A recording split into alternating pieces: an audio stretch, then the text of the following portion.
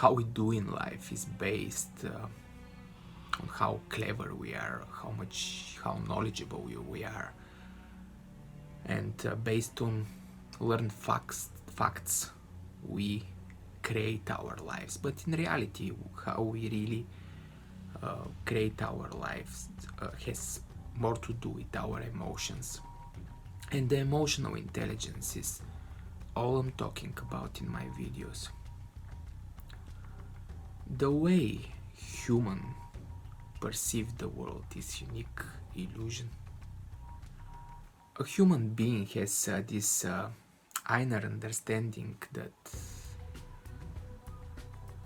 he is alone in this world in which he has to struggle and fight for its survival. That's a normal way of perceiving for an animal. Animals have to seek for treats, and that's normal for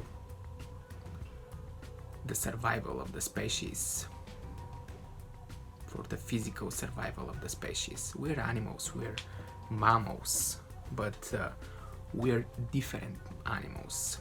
We have the capability to think, we collect data, we analyze, and we make decisions.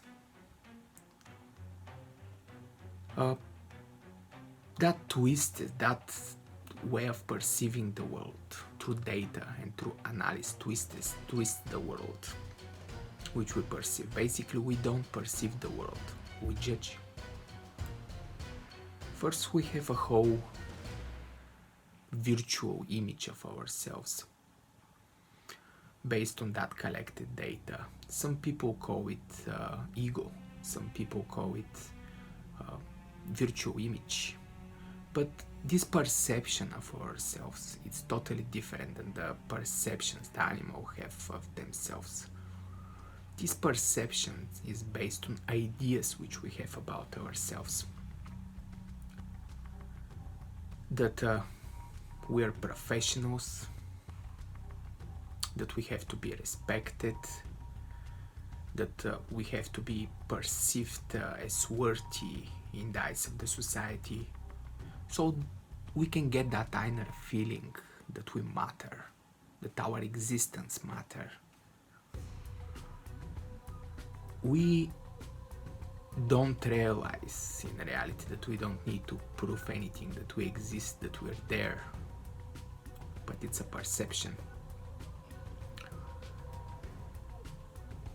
This perception, just as the perception of every animal is to seek for treats, the danger, the potential dangers will be virtual.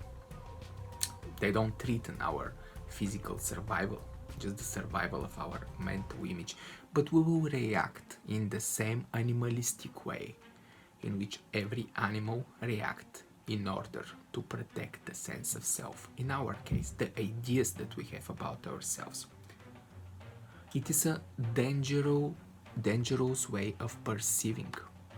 It is the core of all the wars in the society, all the conflicts, and all the drama in our own life. This perception is dangerous for us. This perception is dangerous for everybody around us as well. The whole drama in our life is based on this illusion. But we are in control. Whenever you experience a letdown or disappointment, or you don't get the shoulder tap needed from another person, situation or condition, it's only human to react. These reactions are different with every people. You can easily see it. Everybody reacts to the same thing in a different, slightly different way at least.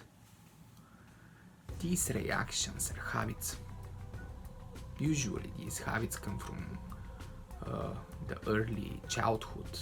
Usually they're copied from our parents. You can see the resemblance easily between your reactions to certain situations and the reactions of your parents. We simply copied and pasted it.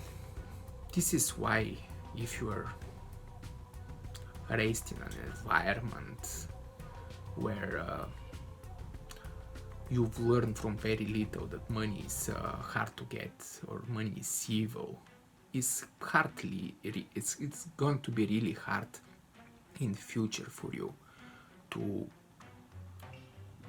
be financially stable. Simply your belief system will match your reality, and your belief system is the one that creates your habits. Self-awareness, however, is the key to bring the chance of this unconscious nature. Through self-awareness, you could learn to observe and make the unconscious nature conscious and be in control like this. Observe yourself, observe your emotions, observe your thoughts. What triggers you to react? What stops you to act consciously? Explore your fears. What is your life story? The one that you're repeating in your mind the whole time, telling you why you are where you are at this moment of your life. What's that part of your life story that makes you feel miserable? The one again that you're repeating in your mind, the one that is bringing all these toxic thoughts and emotions within you. What stops you to hustle for better job? Is it the idea that you lack of certain skills, diploma, or you have the understandings implanted by your parents telling you that you are not good at something? Many programmed patterns of thinking can limit you, and they're poisoning our lives.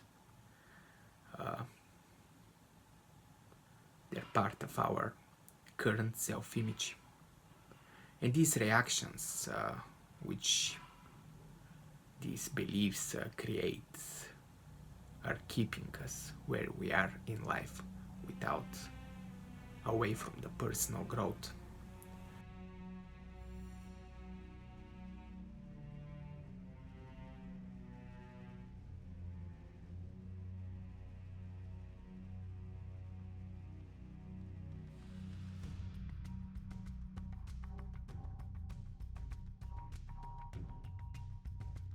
Accept that you're a human being. You are. All these feelings, all these unconscious feelings within you, they're coming from something that we all have. So no matter what skills a person has, no matter how farther where he is in life, no matter where he is in life, no matter how successful he is or she is, we all have that nature. The thing is that you overtake that nature, but the last thing you want to do is to reject it. It's there. Acknowledge it, accept it, be the observer of all that. Be the observer of the jealousy that you feel, be the observer of the shy person you feel sometimes, be the observer of the fears, be the observer of every unconscious nature within you. Just be there, be like a journalist who has to independently write an article about all these. Through real observation comes the separation in your mind. This is me, the observer. These are these unconscious impulses and feelings within me, coming from the animalistic nature. And of course, after that, you take responsibilities.